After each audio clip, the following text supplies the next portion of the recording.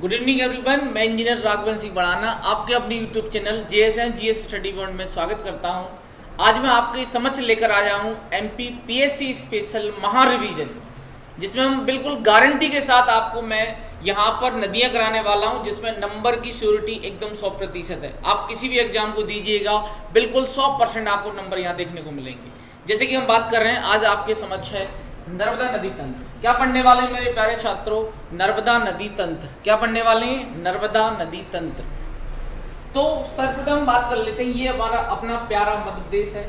ये क्या है? अपना प्यारा सा मध्य प्रदेश है, जहां पर हम बात कर रहे हैं मध्य प्रदेश की जीवन रेखा के बारे में।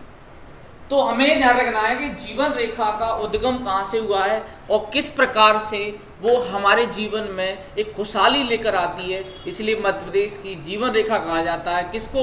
तो मेरे प्यारे छात्रों कमेंट करके बताएं वो किसे कहा जाता है मध्य प्रदेश की जीवन रेखा। तो सर्वप्रथम हैंड डालना है नर्मदा नदी। क्या हैंड डालना है मेरे प्यारे छात्रों? नर्मदा नदी। तो हमें ये देखना है कि इसका उद्गम कहाँ से हुआ है। तो सर्वप्रथम हम चलते हैं इसके उद्गम क्षेत्र। तो देखो बेटा ध्यान से, यहाँ पर अनूपपुर जिले में एक स्थान है अमरकंटक।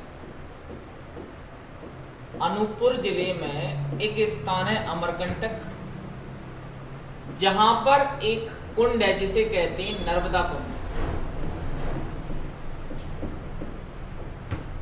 और बेटा ये कौन सी पर्वतमाला है यहाँ पर? तो यहाँ पर मैकल पर्वत श्रेणी है। तो दोबारा समझ ले मेरे प्यारे छात्र कि नर्मदा नदी का उद्गम अनूपपुर जिले में अमरकंटक नामक स्थान से नर्मदा कुंड से हुआ है। किससे हुआ है मेरे प्यारे छात्रों? जल्दी बताएं फटाफट। अनूपपुर जिले में अमरकंटक नामक स्थान में कौन सा कुंड है? नर्मदा कुंड है। और कौन सी श्रेणी है? तो उसका नाम है मैकल पर्वत श्रेणी। क्या है मेरे प्यारे छात्रों? मैकल पर्वत श्रेणी। तो इसके आगे नदी कहां कहां बहेगी? तो मैं पहले बेटा जिले वाइज विवरण कर दूं इसका।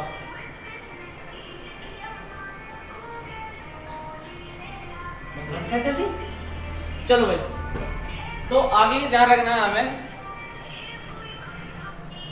तो भाई सॉन्ग तो जीवन का आधार है भाई, तो हमें ध्यान रखना है नदी आगे कहां बहेगी। देखो अनूपपुर से पहुंचेगी बेटा डिंडोरी, छम छम करते हुए कहां पहुंचेगी? डिंडोरी। डिंडोरी से कहां जाएगी बेटा? मंडला। मंडला से कहां जाएगी? जबलपुर। जबलपुर से नरसिंहपुर। जबलपुर से कहां पहुंचेगी मेरे प्यारे छात्रों? नरसिंहपुर। नरसिंहपुर से कहां जाएगी?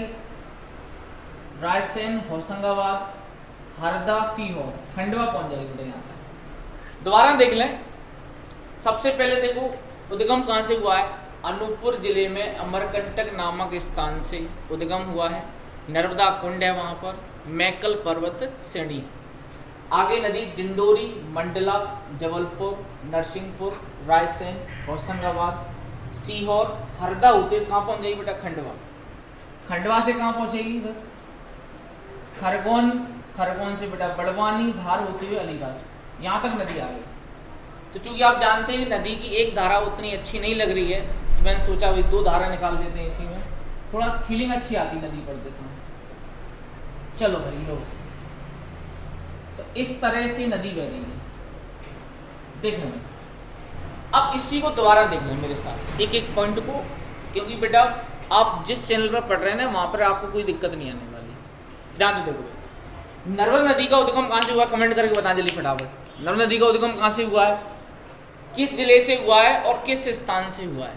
सारे पॉइंट कमेंट करके बताएं। इसके अलावा हम बात करें कि यहीं पर अमरकंटक के बाद हम बात करें डिंडोरी बहती है। डिंडोरी से मंडला, जबलपुर, नरसिंहपुर, होशंगाबाद, रायसेन, सीहोर, हरदा, खंडवा, देवास, खरगोन, बड़वानी, धार, अलीराजपुर। यानी ये 15 जिलों से होकर बहती है। मैं इसलिए जिलों को फाइंड कर रहा हूँ क्योंकि कभी कभी पेपर में एक क्वेश्चन ये पूछ ले जाएगा कि नर्मदा नदी किस जिले से होकर नहीं गुजरती है, तो वहाँ पर आप लोग नहीं कर पाएंगे।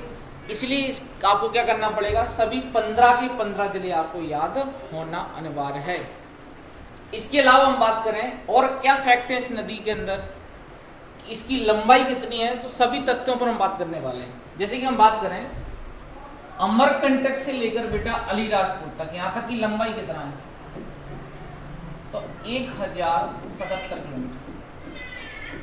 कितना है? कितना है? 1077 किलोमीटर। कितना है? 1077 किलोमीटर। अगर आपसे पूछा जाए कि मध्य प्रदेश के अंदर नर्मदा नदी कितना बहती है, तो आपको खुश होकर बता देना कितना बहती है, 1077 किलोमीटर। इसके अलावा हम बात करें कि यहीं से क्रम बाई क्रम जो भी फैक्ट आपके हो सकते हैं एग्जाम की दृष्टि से, मैं सब पर बात कर रहा हूँ, तो देखो ध्यान से। अनूपपुर जिले में जो अमरकंटक नामक स्थान है, कौन सा स्थान है? अमरकंटक। तो यहाँ पर आपको जलप्रपात देखने को मिलेंगे, एक कपिल धारा, एक दुगध धारा, एक है दुर्गा धारा, तीन है बेटा लगातार, कपिल धारा, दुगध धारा और दुर्गा धारा। 3 जलप्रपात अमरकंटक में ही है। थोड़ा और आगे नदी बढ़ेगी तो और आगे कौन कौन से जलप्रपात मिलेंगे आपको? तो देखो बेटा, पंचधारा,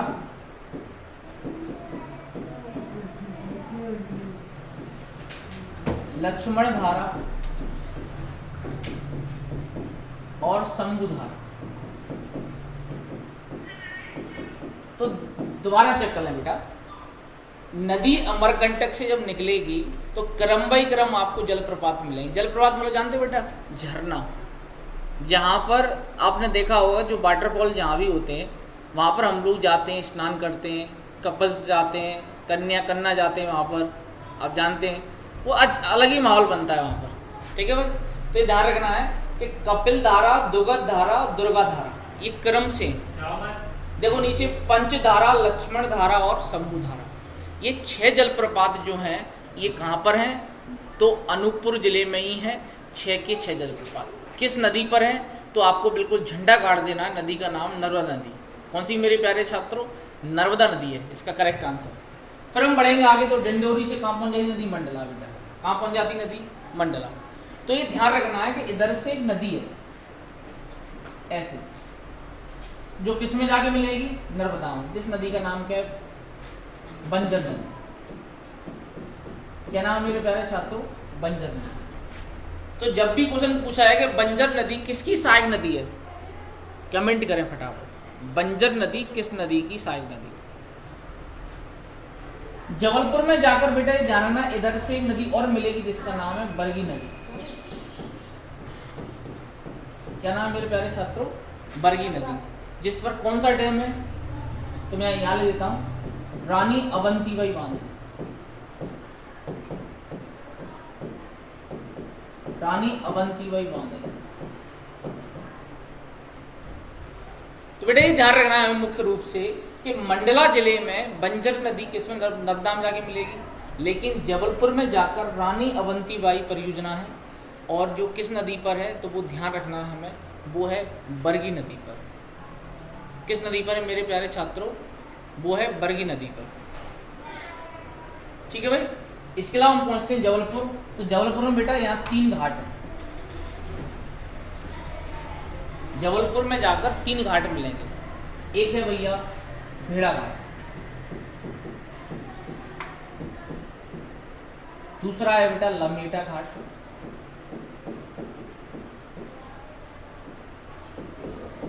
और तीसरा है बेटा तिलवारा घाट।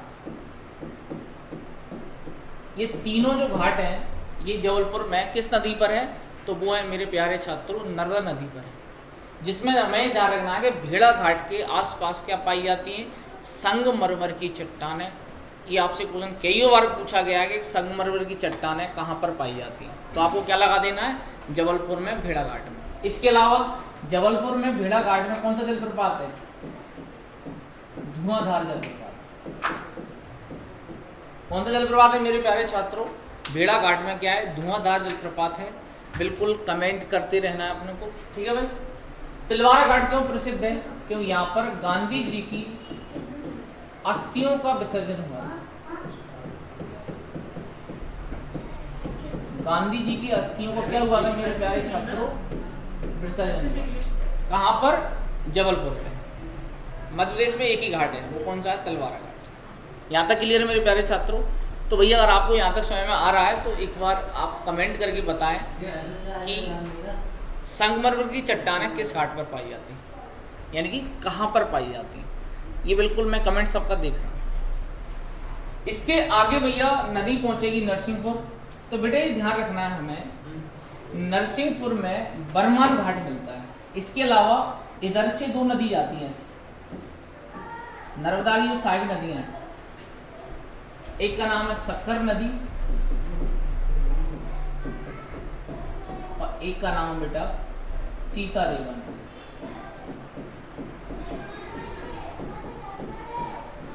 सक्कर नदी और सीता रेवा नदी ये छिंदवाड़ा से निकलती है। यहाँ पर छिंदवाड़ा है, कौन सा जिला है मेरे प्यारे छात्रों? छिंदवाड़ा। तो छिंदवाड़ा से बहेंगी कहाँ? नरसिंहपुर, और नरसिंहपुर में जाकर किसमें मिल जाएंगी? नर्मदा में। तो बेटा बिल्कुल खुश हो जाना जिस दिन क्वेश्चन आ जाए पेपर में कि सक्कर नदी किसकी सहायक नदी है। तो बताओ भाई मेरे प्यारे छात्रों क्या लगाओगे आप? जल्दी जवाब दो, सक्कर नदी किसकी सहायक नदी है? बिल्कुल जवाब दें। तो सक्कर नदी बेटा ये ध्यान रखना है किसकी सहायक नदी है? नर्मदा की, जो छिंदवाड़ा से निकलती हुई कहाँ पहुँच जाती है बेटा? नरसिंहपुर से कहाँ पहुँच जाती है? नर्मदा में। ठीक है भाई। और नरसिंहपुर में कौन सा घाट है? यहाँ बरमान का घाट है। बिल्कुल पॉइंट टू पॉइंट नोट करते चलना, क्योंकि यहाँ मैं ज़्यादा करूँगा तो आपको कुछ दिखेगा नहीं। फिर आगे बढ़ेंगे बेटा होशंगाबाद। कहाँ पहुँच गए हम? होशंगाबाद। तो होशंगाबाद में बेटा इधर से एक नदी मिलती है, वो फेमस नदी है जो नर्मदा की सहायक नदी है, जिसका नाम है तवा नदी। क्या नाम मेरे प्यारे छात्रों? तवा नदी। तो जब भी क्वेश्चन आएगा कि तवा नदी किसकी सहायक नदी है, झंडा गाड़ देना है। तो ये किसकी सहायक नदी तवा नदी? तो वो है बेटा नर्मदा नदी की सहायक नदी। फिर हम बढ़ेंगे इधर से कि हमें क्या ध्यान रखना है? तो हमें ये ध्यान रखना है कि इधर से जब होशंगाबाद में एक घाट मिलता है, घाटों को आप नोट करते चलें। कैसे? जबलपुर में 3 घाट है, भेड़ा घाट, लंबेटा घाट, तिलवारा घाट। नरसिंहपुर में एक ही घाट है, बरमान घाट। होशंगाबाद में एक घाट है जिसे कहते हैं सेठानी घाट। क्या कहते हैं मेरे प्यारे छात्रों? सेठानी घाट। अब इधर से देखें आप, उधर से ऊपर से, तो रायसेन से हम बेटा ऊपर से हम देखें, रायसेन से एक नदी आई है इसमें जिसका नाम है बारना नदी। क्या नाम है? बारना नदी है। ये कहां से आई? ऊपर से देखो, क्वेश्चन आएगा सीधा, बारना नदी किसकी सहायक नदी है? बता देना फटाफट। क्या? नर्मदा की सहायक नदी, और कहां से निकली है? रायसेन से। अब आयो सीहोर से। तो इधर से एक नदी आएगी जो किस में जाके मिलेगी? नर्मदा में। इस नदी को क्या कहते हैं? इसे कहते हैं कोलार नदी। क्या कहते हैं मेरे प्यारे छात्रों? कोलार नदी। अब यहाँ तक की कहानी को मैं बिल्कुल आपके साथ बेईमानी नहीं करूँगा, मैं एकदम क्लियर करते हुए आगे बढ़ूँगा, और मैं दोबारा से आपको शुरुआत से फिर बता देता हूँ, फिर हम तब आगे बढ़ेंगे क्योंकि आपके लिए ज़्यादा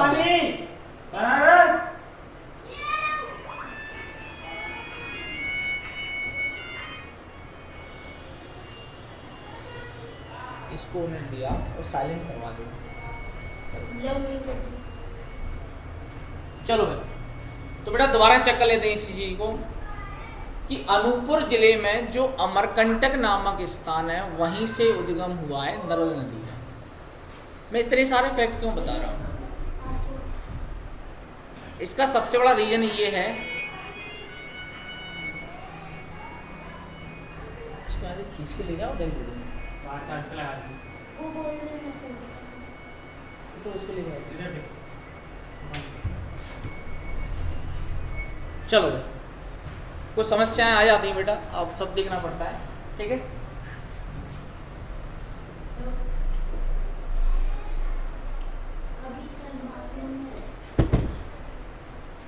चलो भाई, तो हमें ध्यान रखना है कि ये अमरकंटक में 6 जलप्रपात हैं। देखो ध्यान से, कपिल धारा, दुगध धारा और पंचधारा, दुर्गा धारा, लक्ष्मण धारा, शंभु धारा, 6 जलप्रपात है एक ही जगह पर।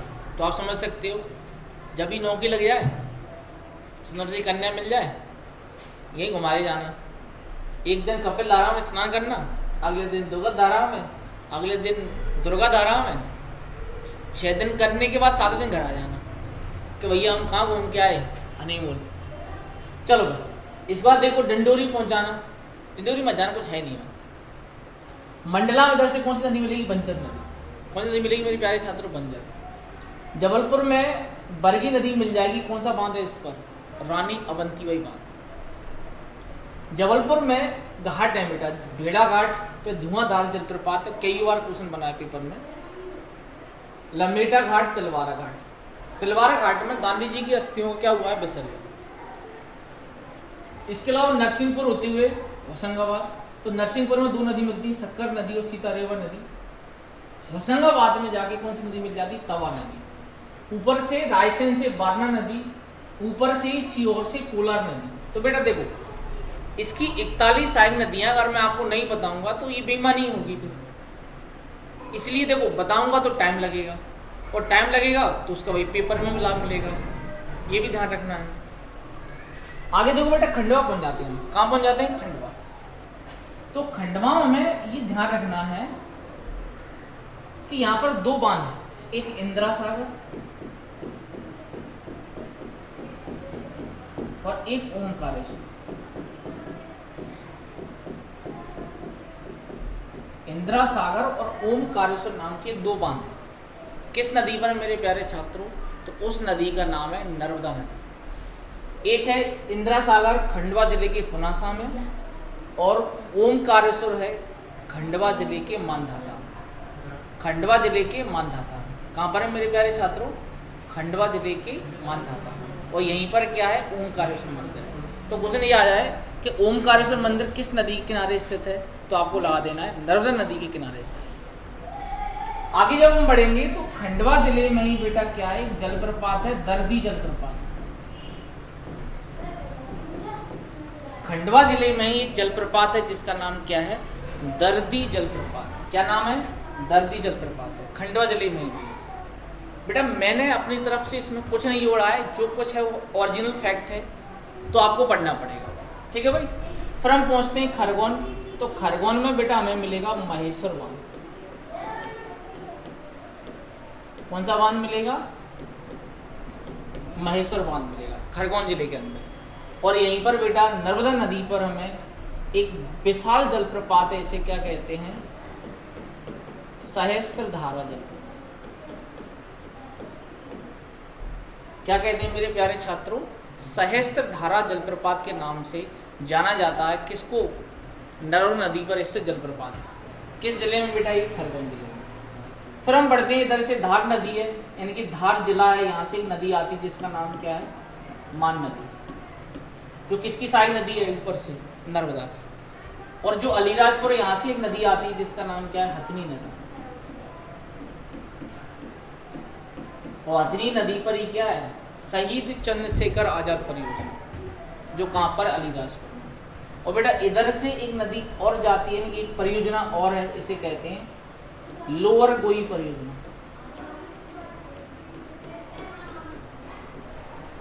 कौन सी परियोजना है, लोअर गोई परियोजना। तो आप लोग अब सब बच्चे सोच रहे होंगे, यार इतना डेटा एक नदी में कैसे पढ़ा। तो बेटा सिंपल फंडा है, जब हम किसी मोहल्ले का चक्कर लगाते हैं एक बार, तो एक बार जाना होता है, उसी जगह 10 बार गुजर जाए तो, 50 बार गुजर जाए तो, और जहाँ क्लियरिटी आ जाती है। तो ऐसे ही इनको पढ़ना पड़ता, ठीक है। तो ये कहानी किसकी, मध्य प्रदेश की है, लेकिन जिसमें हमें ध्यान रखना है कि नरसिंहपुर में आपको मैं 3 जलप्रपात बताए नहीं है, ऐसा नहीं कि बता नहीं सकता, क्योंकि मुझे लग रहा है कि ज़्यादा डेटा हो जाएगा, लेकिन पढ़ना तो पड़ेगा भैया आपको। तो यहाँ पर बेटा 3 जलप्रपात हैं, एक है भीमकुंड, एक है अर्जुन कुंड, और तीसरा है सतधारा। ये तीनों क्या है, जलप्रपात। किस जिले में ये, तीनों ही अनूपपुर जिले में, सॉरी नरसिंहपुर जिले में। कहाँ पर है, नरसिंहपुर जिले में। तो इस प्रकार से बेटा हमें ये ध्यान रखना है कि ये सारी कहानी कहाँ की होगी, मध्य प्रदेश की। इसको मैं रिपीट करा दूंगा, अभी हम और आगे बढ़ते हैं। तो नर्मदा नदी अब बढ़ेगी कहाँ, महाराष्ट्र की, आ जाएगी बेटा महाराष्ट्र। तो महाराष्ट्र में कितना बहेगी नर्मदा नदी, तो 74 किलोमीटर। कितना किलोमीटर? मध्य प्रदेश में कितना बहती है? 1077 किलोमीटर। फिर आगे कहाँ पहुँच जाएगी? गुजरात। कहाँ पहुँच जाएगी मेरे प्यारे छात्रों? गुजरात। इस तरह से ये क्या है? गुजरात। और कहाँ गिरेगी? खंबात की खाड़ी। कहाँ पर गिरेगी मेरे प्यारे छात्रों? खंबात की खाड़ी। तो हमें ध्यान रखना है कि यहाँ पर एक बांध है जिसे क्या कहते हैं? गुजरात में ये सरदार सरोवर बांध। इस बांध पर एक मूर्ति है जिसे कहते हैं statue of unity. Statue of unity कितनी ऊंची है भैया? 182 मीटर। तो ये सरदार सरोवर बांध है ना, ये 4 राज्यों का सम्मिलित बांध है। कौन कौन से 4 राज्य? एमपी, गुजरात, महाराष्ट्र और राजस्थान। इन 4 राज्यों ने मिलकर इस बांध में इन्वेस्ट किया है और 4 राज्यों को उसका लाभ मिलता है, एमपी, गुजरात, महाराष्ट्र और राजस्थान। और इससे संबंधित एक आंदोलन चल रहा है, नर्मदा बचाओ आंदोलन।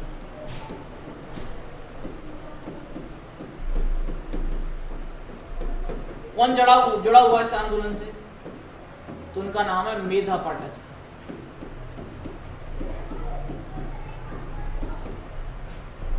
इसके अलावा आपसे क्वेश्चन पूछा है कि नर्मदा की सहायक नदियां कितनी हैं?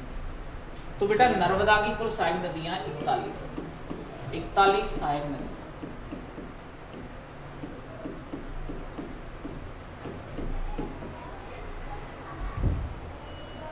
इतना पढ़ना है नर्मदा में, तो सभी छात्र इसका स्क्रीनशॉट लेने। इसके बाद फिर मैं इस चीज को दोबारा रिपीट करा देता हूँ सभी बच्चों को, जिससे आपका क्या है एकदम क्लियर हो जाए। चलो, तो सर्वप्रथम हम बात कर रहे हैं कि हम पढ़ क्या रहे हैं, नर्मदा नदी पढ़ रहे हैं। ठीक है मेरे प्यारे छात्रों। तो नर्मदा नदी का उद्गम कहाँ से हुआ है? अनूपपुर जिले के अमरकंटक नामक स्थान से। अनूपपुर जिले के अमरकंटक नामक स्थान में नर्मदा कुंड से हुआ है। कैसे हुआ है? नर्मदा कुंड से हुआ है। कपिल धारा, दुगध धारा, दुर्गा धारा, पंचधारा, लक्ष्मण धारा, शंभु धारा, ये 6 के 6 जलप्रपात कहाँ पर स्थित हैं? अनूपपुर जिले में ही है। किस नदी पर है? तो बेटा खुश होकर लगा देना, उस नदी का नाम नर्मदा। आगे डिंडोरी से पहुंचे मंडला। मंडला में कौन सी नदी मिल जाती है? बंजर। किसकी सहायक नदी है? नर्मदा। आगे देखो बरगी नदी जबलपुर में जाके मिल जाती है। किसकी सहायक नदी है? तो ये ध्यान रखना, तो ये सहायक नदी है नर्मदा की। तो इसे रानी अवंतीबाई परियोजना भी कहते हैं। क्या कहते हैं इसे? इसे रानी अवंतीबाई परियोजना भी कहते हैं। क्या कहते हैं इसे? तो देखो बेटा नरसिंहपुर में हम बात करें तो यहाँ पर शक्कर नदी और सीतारेवा नदी मिल जाती है इसमें, और यहीं पर 3 जलप्रपात हैं, भीमकुंड, अर्जुन कुंड और सत्ता।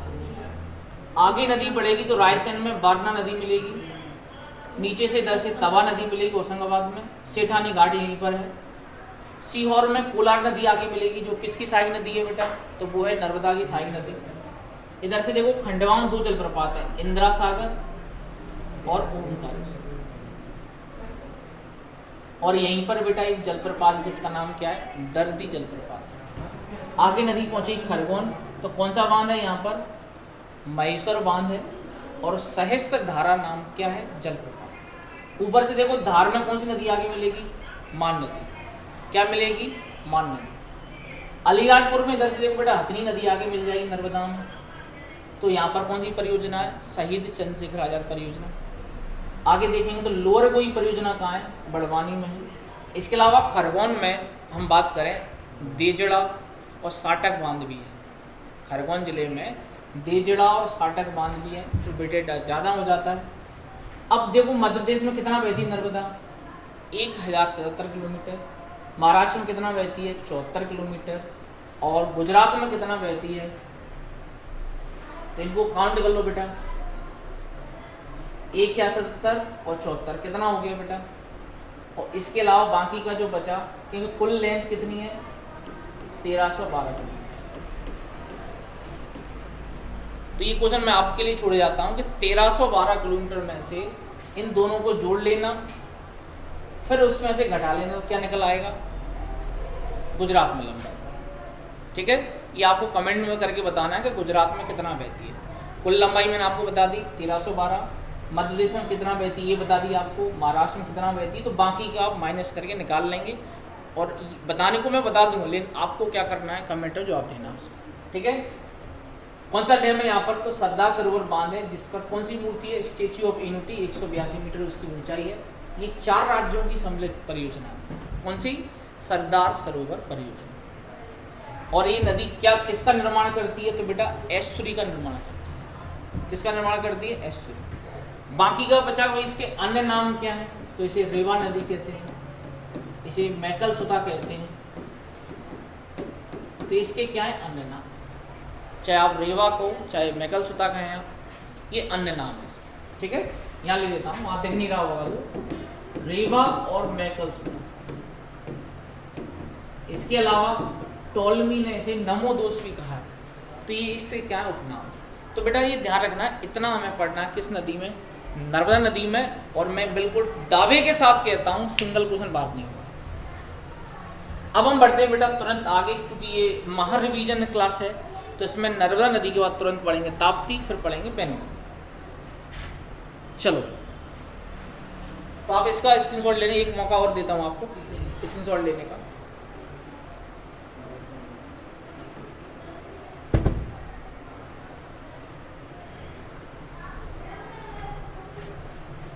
चलो,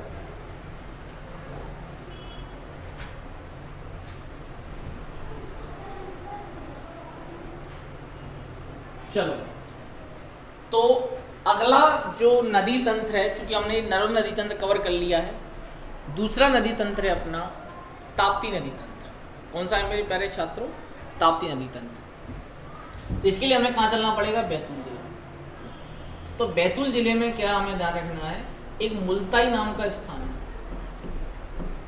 बैतूल जिले में एक स्थान है मुल्ताई, तो यहीं से उद्गम हुआ है किस नदी का, जल्दी बताएं किस नदी का उद्गम हुआ है, तो यहीं से उद्गम हुआ है ताप्ती नदी। किस नदी का उद्गम हुआ है, ताप्ती नदी का। इसे कहते हैं सूर्य भगवान की पुत्री, सूर्य भगवान की पुत्री कहा जाता है। उद्गम हुआ है बैतूल जिले के मुल्ताई नामक स्थान से। और ये ध्यान रखना है कि बैतूल जिले में इस नदी पर दो बांध है। एक का नाम है चंदूरा बांध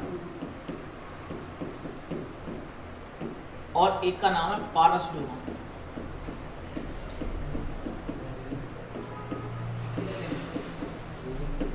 एक का नाम है चंदूरा बांध तो एक का नाम है पारसडू। यानी 2 बांध हमें देखने को मिलते हैं कहाँ, बैतूल जिले में। आगे नदी बेटा कहाँ बहेगी, खंडवा, और कहाँ पहुंच जाएगी, बुरहानपुर। तो बुरहानपुर में इधर से नदी आगे मिलेगी जिसका नाम है पूर्णा नदी। तो बेटा ध्यान रखना हमें विशेष रूप से कि पूर्णा नदी किसकी सहायक नदी है, तो आपको ध्यान रखना ये किसकी सहायक नदी है, तो ये है अपनी ताप्ती नदी की सहायक है। इसके बाद नदी कहाँ पहुंचेगी, महाराष्ट्र।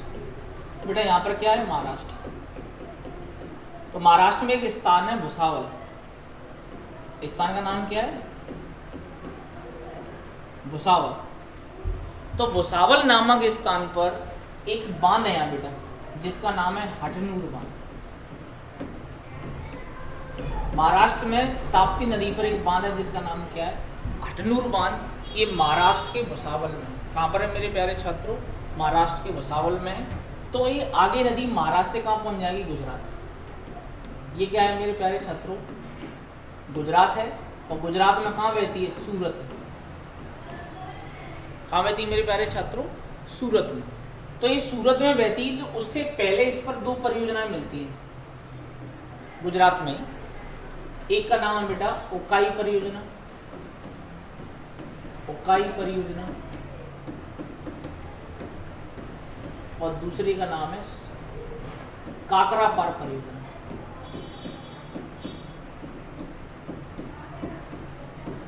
काकरापार परियोजना आपको अमूमन मिलेगी गुजरात में, लेकिन कुछ बुकेस उसे महाराष्ट्र भी दे रही हैं। लेकिन ध्यान रखना काकरापार जब भी आए तो आप गुजरात लगा देना। किस नदी पर है, तो आपको लगा देना ताप्ती नदी पर। इसके अलावा सूरत में बहती है, तो क्वेश्चन आया कि सूरत किस नदी किनारे बसा हुआ है, तो आपको लगा देना है ताप्ती नदी किनारे बसा हुआ है। तो सूरत में बंदरगाह है, एक तो सूरत ही बंदरगाह है, एक सुइल बंदरगाह है। यहाँ पर एक सुइल बंदरगाह है और एक क्या है, सूरत बंदरगाह है। तो ये दोनों बंदरगाह हैं, किस नदी पर है, तो दोनों ही बंदरगाह ताप्ती नदी पर है। दोनों ही बंदरगाह किस नदी पर है, ताप्ती नदी पर है। और इस नदी का उद्गम कहाँ से होता है, बैतूल जिले की मुल्ताई से, और अंत कहाँ होता है, खंभात की।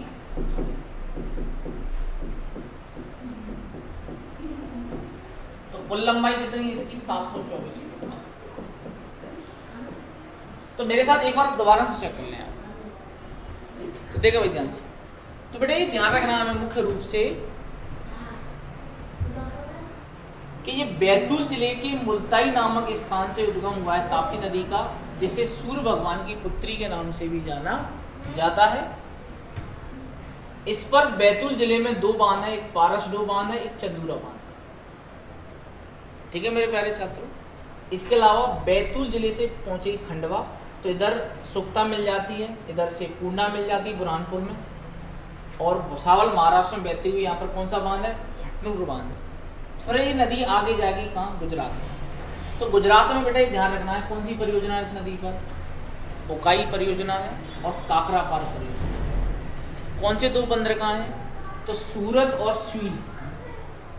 सूरत और सुइल बंदरगाह दोनों गुजरात में है, किस नदी पर है, तो बेटा आपको खुश हो जाना, उस नदी का नाम क्या है, ताप्ती नदी। अंत कहाँ होता है, खंभात की खाड़ी। अब कुछ मैं नोट पॉइंट आपको बता दूं कि नर्मदा ताप्ती दोनों ही मैंने बता दिए हैं। तो देखो बेटा पहला नोट पॉइंट क्या है कि नर्मदा नदी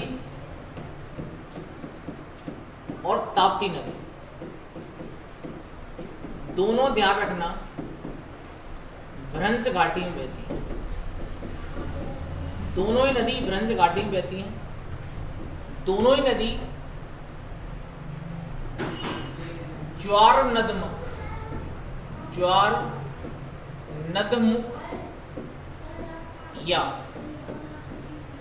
एस्चुरी का निर्माण करती है। किसका निर्माण करती है, एस्चुरी। अब आपका क्वेश्चन होगा सर ये एस्चुरी कौन सी बला है, नहीं। तो एस्चुरी का मतलब ये होता है कि नदी जब अपने मुहाने पर होती है तो उसका जो एरिया है ना सीमित हो जाता है। जैसे मान लो यहाँ से इतने बहाव में चल रही है, लेकिन जब मुहाना आता है तो और चौड़ा होना चाहिए उसे, वो क्या हो जाती है, सकरी हो जाती है। सकरा होना वही एस्चुरी कहलाता है। तो 99% नदियाँ क्या बनाती हैं, डेल्टा, और ये 2 नदियाँ क्या बनाती हैं, एस्चुरी। तो जब भी क्वेश्चन आए कि एस्चुरी कौन सी 2 नदी बनाती हैं, नर्मदा और ताप्ती। दोनों नदियाँ कहाँ बहती हैं, भ्रंश घाटी में। कहाँ बहती है बेटा, भ्रंश घाटी में। इसके अलावा नोट पॉइंट क्या लिख लेना इसमें, नोट पॉइंट में मैं और दूसरा नोट पॉइंट बता देता हूँ आपको कि नर्मदा किन 2 पर्वत श्रृंखलाओं के बीच में बहती है, नर्मदा। तो नर्मदा बहती है सतपुड़ा और विंध्याचल के बीच। नर्मदा 2 पर्वत श्रृंखलाओं के बीच में बहती है, सतपुड़ा और विंध्याचल के बीच में, और नीचे ताप्ती नदी है। फिर क्वेश्चन में आता है, नोट पॉइंट लिख लेना इसमें कि नर्मदा और ताप्ती के बीच में कौन सी पर्वत श्रृंखला है, सतपुड़ा। दोनों पॉइंटों को ध्यान से सुनना है मेरी बात को कि विंध्याचल और सतपुड़ा के मध्य बहती है नर्मदा नदी, और सतपुड़ा पर्वत श्रृंखला किन 2 नदियों के बीच में। तो 2 नदियां कौन सी हैं, वो नर्मदा और ताप्ती नदी। मैं आपसे अब चूंकि मेरा पैटर्न है, टॉपिक कंप्लीट होता है, ताप्ती नदी पढ़ ली हमने, तो इसके बारे में पूछूंगा अब आपसे। तो आप ये बताएंगे कि ताप्ती नदी का उद्गम कहाँ से हुआ है। क्वेश्चन का जवाब दें, कमेंट में देख रहा हूँ आप लोगों के।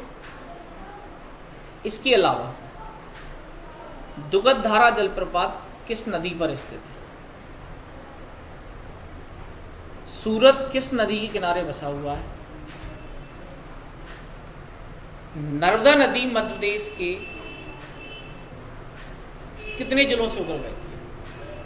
तो ये अपनी 2 नदियां कंप्लीट हुई हैं, 2 नदी तंत्र कंप्लीट हुए हैं। अब तीसरा नदी तंत्र हम पढ़ने वाले हैं, बैनगंगा। तो जिसके लिए हमें और आगे बढ़ना पड़ेगा, आप इसका स्क्रीनशॉट ले लें फटाफट सभी छात्र।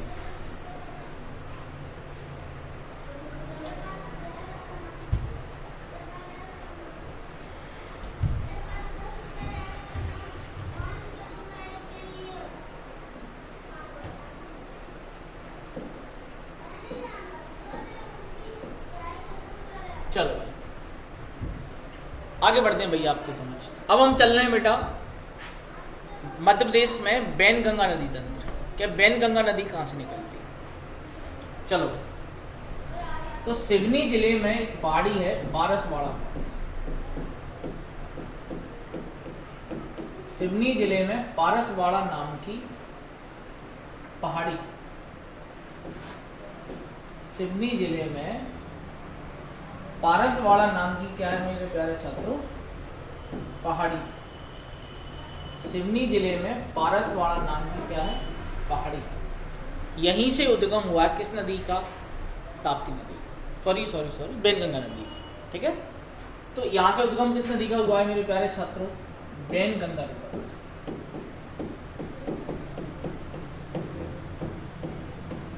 तो जब भी क्वेश्चन आए आपसे बिल्कुल झंडा गाड़ देना है कि बैनगंगा नदी का उद्गम कहाँ से हुआ है, तो आपको खुश होकर बता देना है कि भाई कहाँ से हुआ है? सिवनी जिले की पारसवाड़ा पहाड़ी से।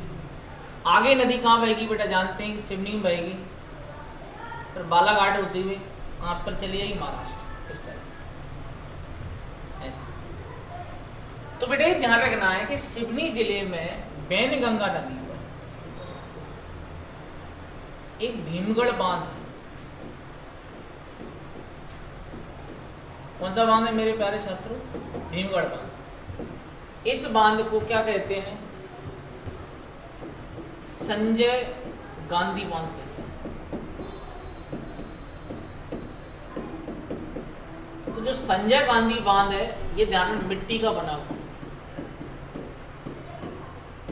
मिट्टी का बना सबसे बड़ा बांध।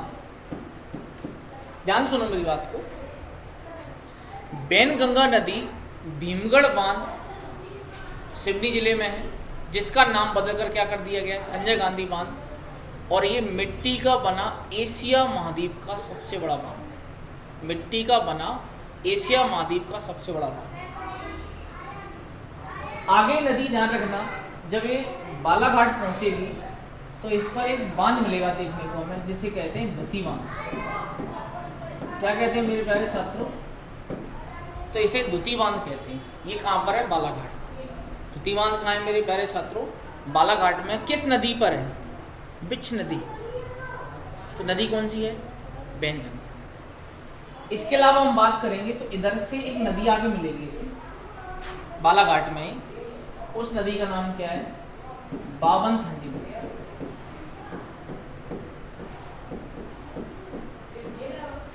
तो बावनथंडी किसकी सहायक नदी है? जल्दी बताएं। बालाघाट जिले में आकर मिल जाती है, तो बैनगंगा नदी की सहायक नदी है। और बावनथंडी पर कौन सी परियोजना है? तो राजीव सागर परियोजना।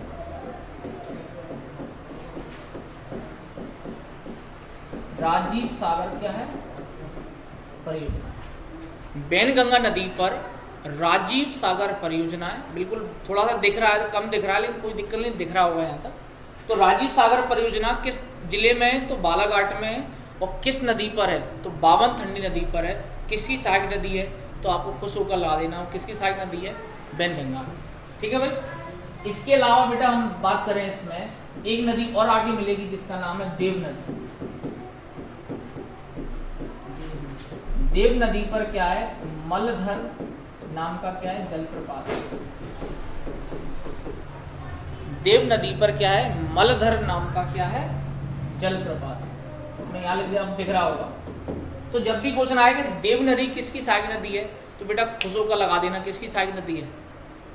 बैनगंगा की सहायक नदी। इसके अलावा बेटा एक और नदी आगे मिलेगी इसमें बालाघाट में ही, जिसका नाम है चंदन नदी। ये किसकी सहायक नदी? चंदन नदी। ये भी बेटा बैनगंगा की सहायक नदी है। तो इस पर क्या है? नेहलसेरा बांध है। कौन सा बांध है?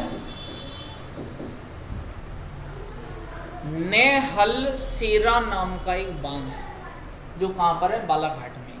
ठीक है, दोबारा एक्सप्लेन कर देता हूं। सिवनी जिले की पारसवाड़ा पहाड़ी से किस नदी का उद्गम हुआ है? बैनगंगा नदी का।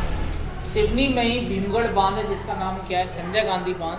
ये मिट्टी का बना हुआ एशिया महाद्वीप का सबसे बड़ा बांध। इसके अलावा हम बात करेंगे कि बालाघाट जिले में दुती बांध है, बैनगंगा नदी पर ही। और बालाघाट जिले में ही बैनगंगा की सहायक नदी का नाम क्या है? बावनथंडी नदी। तो बावनथंडी नदी पर हमें ध्यान रखना है कि राजीव सागर परियोजना बालाघाट जिले में। ये क्वेश्चन आ गए ना, 80% लड़के ऐसे पढ़ पढ़ाएंगे ऐसे कि देव नदी कहाँ है? हमें नहीं सुना, आपने सुना है, आपने लिखा ना, ठीक है भाई। तो देव नदी कहाँ है? बालाघाट में। कौन सा जलप्रपात है इस पर? मलधर। चंदन नदी कहाँ है? बालाघाट में। इस पर कौन सा जल बांध है? तो नेल सेरा बांध है। और ये सब किसकी सहायक नदियाँ हैं? तो ये सब बैनगंगा रिवर की क्या है? सहायक नदी है। इसके अलावा बेटा ये ध्यान रखना है, यहाँ पर एक जलप्रपात है गांगुलपारा। गांगुलपारा जलप्रपात। तो गांगुलपारा जलप्रपात बालाघाट में ही है, लेकिन किस नदी पर है? तो नदी का नाम है मेरे प्यारे छात्रों बैनगंगा नदी। क्या नाम है? बैनगंगा नदी। इसके अलावा हम बात करते हैं कि छिंदवाड़ा से 2 नदी मिलती है। कहाँ से बेटा? छिंदवाड़ा से। इस तरह से ऐसे।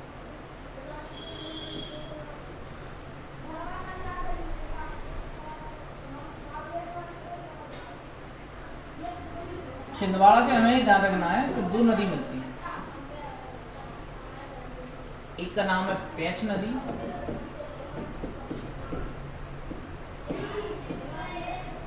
और एक का नाम मेरे प्यारे छात्रों कानान नदी।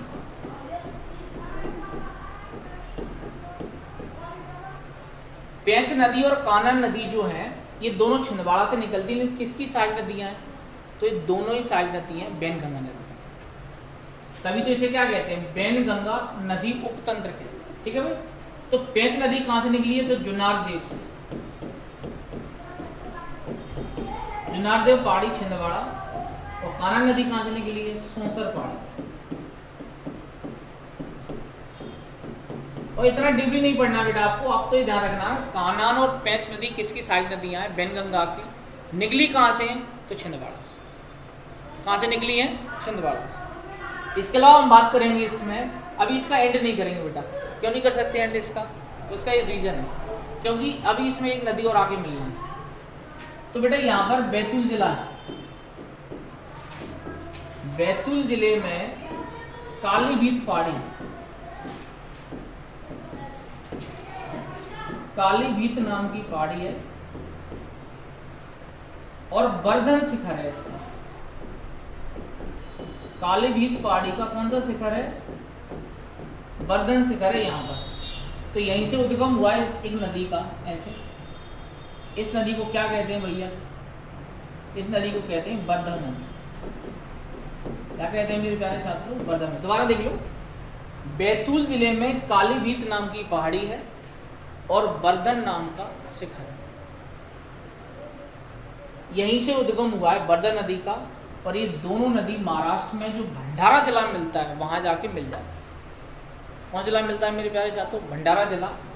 और वहां पर इन्हें प्राणहिता के नाम से जाना जाता है। किसके नाम से जाना जाता है बेटा? प्राणहिता नदी के नाम से जाना जाता है। जब भी क्वेश्चन आए कि बैनगंगा और वर्धा जब आपस में मिल जाती हैं तो उन्हें किस नाम से जाना जाता है? तो आपको लगा देना है, उन्हें जाना जाता है किस नाम से? तो बेटा इसके लिए आपको ध्यान रखना, उन्हें जाना जाता है प्राणहिता नदी के नाम से। किस नाम से? प्राणहिता नदी के नाम से जाना जाता है। आगे नदी बेटा जब आगे बढ़ेगी ये नदी तो किस में जाके मिलेगी? गोदावरी। किस नदी में इसका अंत हो जाएगा? गोदावरी नदी में जाकर इस नदी का क्या हो जाता है? अंत हो जाता है, ठीक है। तो हमें इस बात का विशेष रूप से ध्यान रखना है कि बैनगंगा नदी का अंत कहाँ हो जाता है? गोदावरी में जाकर। इसलिए मैंने आपको बिल्कुल जो टाइटल है इसका थंबनेल है उसमें क्या लिखा है? गोदावरी नदी तंत्र। क्या लिखा है? गोदावरी नदी। क्यों? क्योंकि ये सभी जो सहायक नदियाँ किसकी हैं? गोदावरी की। तो यहाँ तक की कुल लेंथ कितना है बेटा? तो 570 किलोमीटर। कितना किलोमीटर है? 570। अब इस कहानी को मैं दोबारा से बयां कर देता हूँ, तो आप इसका स्क्रीनशॉट ले लें पहले सर्वप्रथम।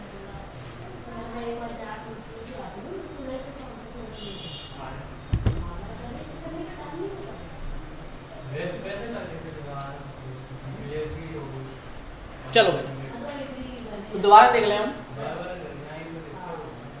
बैनगंगा नदी का उद्गम सिवनी जिले के पारसवाड़ा पहाड़ी से हुआ है, और जो भीमगढ़ बांध है ना, ये सिवनी जिले में ही है। इस पर संजय गांधी बांध है इसका नाम। ये मिट्टी से बना हुआ एशिया महाद्वीप का सबसे बड़ा बांध। धोती बांध बालाघाट में है। बावन खंडी परियोजना पर राजीव सागर परियोजना है। इसके अलावा देव नदी पर मलधर जलप्रपात है, और चंदन नदी पर नेहल सेरा नामक क्या है, बांध है। कौन सा बांध है मेरे प्यारे छात्रों? नेहल सेरा नामक बांध है।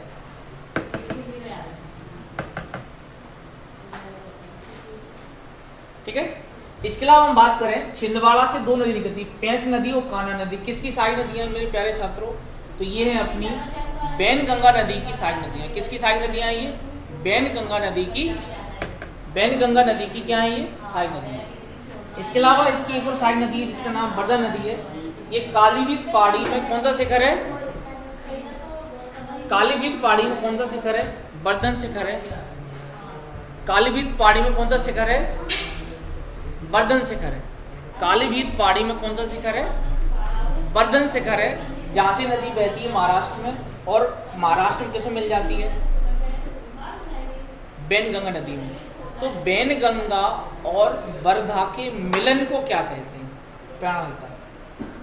और आगे जाके किसे मिल जाती? गोदावरी में। कुल लंबाई कितना है? 570 किलोमीटर। तो इस प्रकार से इस नदी तंत्र को क्या कहते हैं? गोदावरी नदी तंत्र। तो आपसे भाई टॉपिक कंप्लीट हो गया है, तो क्वेश्चन पूछूंगा भाई मैं आपसे, तो आप जवाब देंगे कि गांगुल जलप्रपात किस नदी पर और कहाँ स्थित है? पहला क्वेश्चन। वर्धा और बैनगंगा के मिलन को क्या कहते हैं? कमेंट करें बिल्कुल। वर्धा नदी का उद्गम किस पहाड़ी से हुआ है? किस जिले से हुआ है? अगला क्वेश्चन, पेंच नदी का उद्गम किस जिले से हुआ है?